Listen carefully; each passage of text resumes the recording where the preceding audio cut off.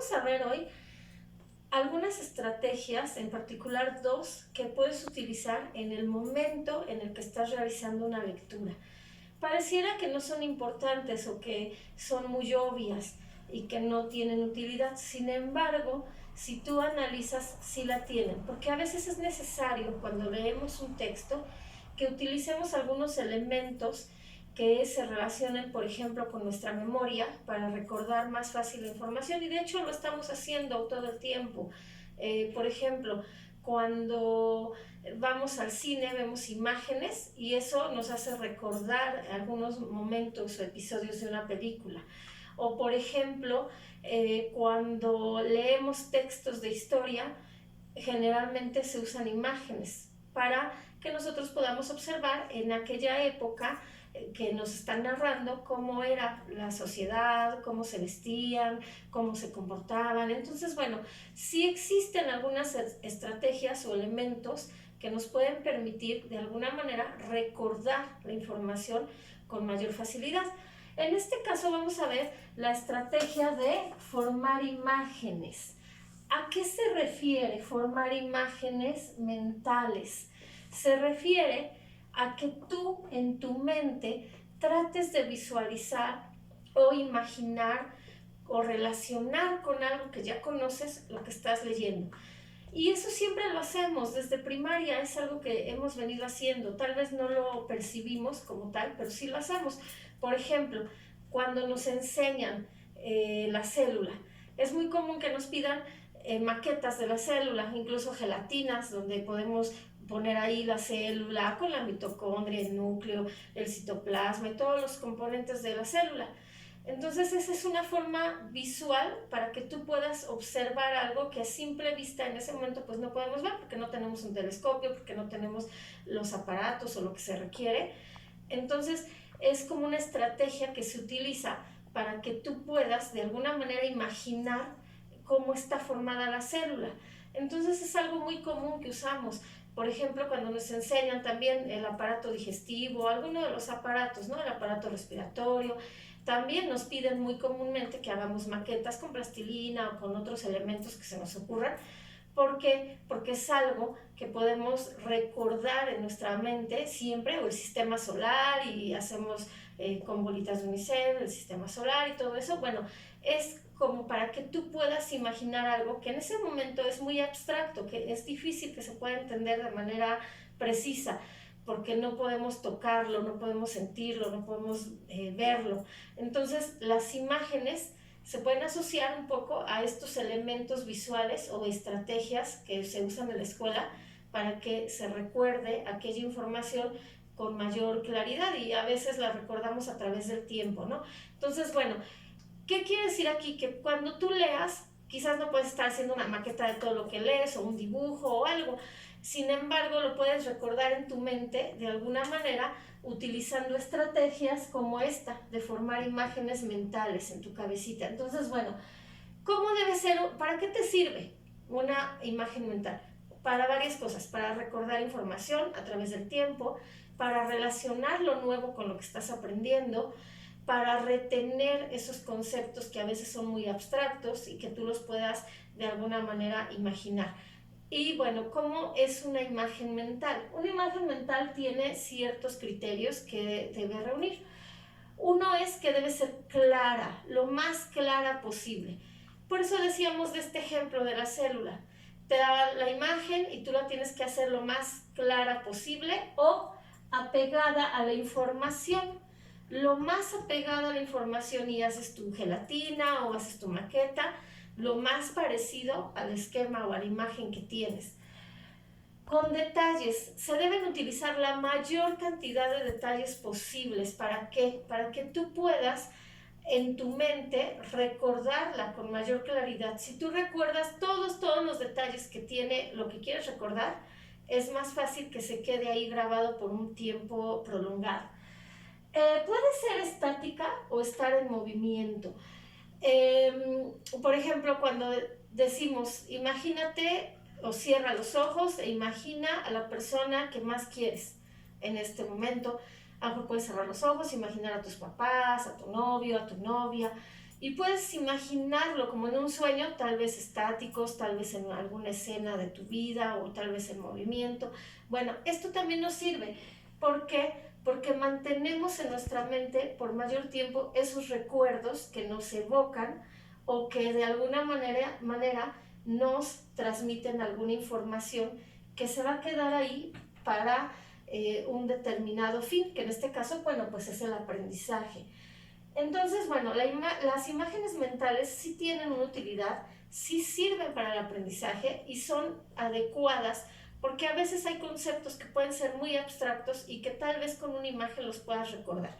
Incluso decíamos, en historia es algo que se utiliza mucho.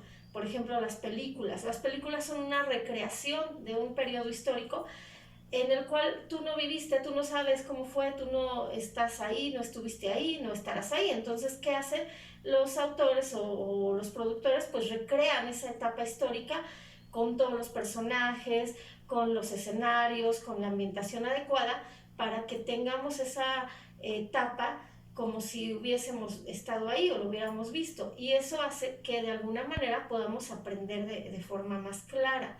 Otra estrategia es la estrategia de formular preguntas. Bueno, en este caso también se usa durante la lectura. Tú solo, de manera independiente o de manera individual, puedes formularte preguntas, hacer cuestionarios de la lectura que estás leyendo. ¿Cómo? Puedes, por ejemplo, elaborar preguntas. También los maestros, bueno, pueden darte ciertos cuestionarios o ciertos ejercicios que tú puedas resolver. En este caso vamos a hablar solamente de 3 tipos de preguntas. Sí existen las preguntas abiertas o preguntas cerradas. Esas no son muy comunes en la escuela, no es muy común que te digan, ¿sabes cuándo fue la Revolución Mexicana? Y tú digas nada más sí o no. No es muy común, por eso no la vamos a mencionar, pero son preguntas también, las preguntas abiertas, en donde te piden, narra cómo fue la Revolución Mexicana, y tú hagas toda una narración, sin embargo son muy extensas. En este caso vamos a hablar de 3 tipos que se utilizan más que nada en el ámbito académico. Bueno, tenemos 3. Hay preguntas que su respuesta va a requerir ciertas características. Una es las preguntas de tipo literal. Literal, hemos oído mucho esa palabra, ¿no? De literal, y decimos, es que me dijo tal persona esto de manera literal, me dijo tal cosa. Y hago alusión a que lo que me dijo fue exactamente lo que estoy repitiendo. A eso se refiere literal, a repetir algo tal y como está. En este caso es en un texto. En este caso, cuando lo hacemos de manera oral, algo que me dijeron, tal cual me lo dijeron.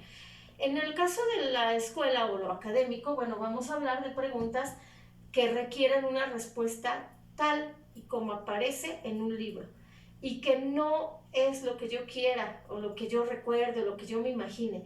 Generalmente siempre va a ser datos, fechas, nombres de personajes, cosas muy específicas que no puedo cambiar. ¿Cuándo fue la independencia de México? ¿Quién fue el padre de la independencia? No puedo revolver personajes, ahí tendré que poner Miguel Hidalgo y Costilla. ¿Cuándo fue el día de la revolución? ¿Qué día se celebra la Revolución Mexicana? Tengo que poner el día exacto, ¿no? Entonces casi siempre, o fórmulas, ¿cuál es la fórmula del agua? No puedo cambiarle yo nada, son datos que requieren ser escritos y señalados tal y como aparecen en los libros y que no puedo modificarlos, por eso son literal, porque son datos siempre. Hay otras preguntas que son de piensa y busca. En este caso se les llama así porque en realidad implica una relación entre conceptos. Tal vez no te digan en qué momento fue la Revolución Mexicana, pero sí te pueden decir, señala qué dio origen a la Revolución Mexicana o señala cuáles fueron las causas de la Revolución Mexicana. Y entonces tú lo tienes que deducir o señalar o identificar. Por eso se llaman piensa y busca, porque tú tienes que generalmente relacionar causas y consecuencias, efectos, por ejemplo, ¿no? Entonces aquí va a implicar un proceso de conocimiento un poquito más elevado, porque aquí no es aprenderte fechas como acá, aquí sí implica memorizar, aquí tal vez solo lo aprendes de memoria, pero aquí implica reflexionar y analizar lo que estás leyendo. y comprenderlo para poder identificar lo que se te pide, ¿no? Identifica, por ejemplo, las causas de la pobreza en México. Entonces tú tienes que leer el texto, comprenderlo y analizar qué causas te está diciendo ahí. Tal vez no hay un texto que te diga causas de la pobreza en México y las enumere. Tal vez tú las tengas que identificar.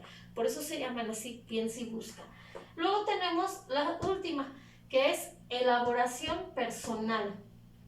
Aquí no te vayas a confundir, no son estas preguntas como personales donde te pidan ¿cuántos años tienes? ¿Cuál es tu edad? ¿Dónde vives? No son esas preguntas como personales. Esas preguntas más bien como personales que haces en la vida cotidiana. No tienen nada que ver con eso. Se llaman elaboración personal porque tú, de manera personal, vas a construir una idea o algo. Vas a estructurar con tus propias palabras algo. Son aquellas preguntas en las que te piden normalmente hacer una conclusión de algo. Por ejemplo, si te dan una lectura que habla sobre el aborto y las causas del aborto, las consecuencias, y al final te dicen, realiza una opinión personal del contenido de la lectura. Entonces ahí se refieren a que tú, con lo que ya leíste, con lo que tú entendiste y lo que tú interpretaste, de manera personal elabores algo. Que una conclusión puede ser una opinión, puede ser una crítica. Estas son muy comunes en textos literarios, cuando te dicen, realiza la lectura de tal novela, y tú lees la novela y te piden, haz una crítica de la lectura.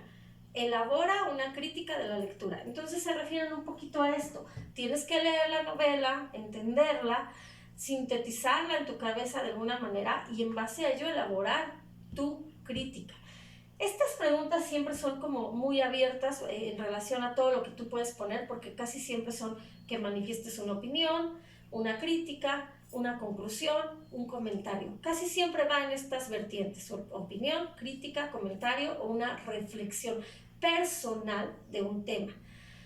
Por ejemplo, ¿tú qué opinas del uso de la tecnología en nuestros tiempos? Y tal vez te dieron un texto que hablaba de las tecnologías en la actualidad, pero no te están diciendo, señala cuál es la historia del uso de la tecnología o de las computadoras.